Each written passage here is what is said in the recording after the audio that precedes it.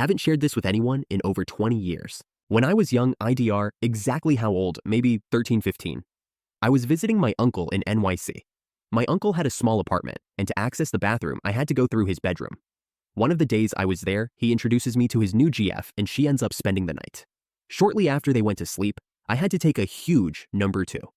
They had shut the door to the bedroom, and I was very insecure about waking them up, or even interrupting something intimate. In a panic, I did my business in an empty grocery bag. Afterwards, I wasn't sure what to do with the evidence.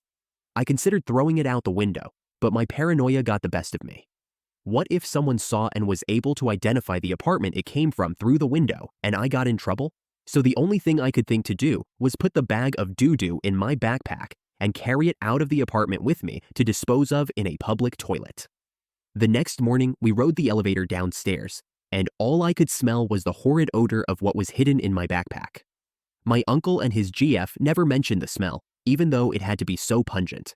I had hoped they may just assume it had been the smells of the city or something, but in retrospect, they had to know it was coming from me in some way.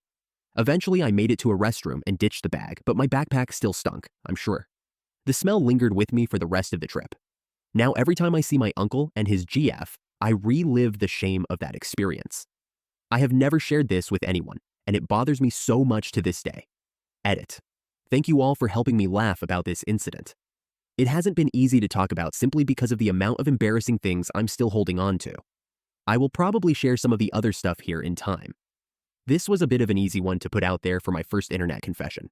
I am strongly considering telling my uncle when he visits this Christmas, and for those wondering, he is still with the same woman, they are married and have an adorable daughter together. Edit again. I reworded a couple parts to make it read better. Also, wiping wasn't really necessary. It was a massive log, but a very clean execution.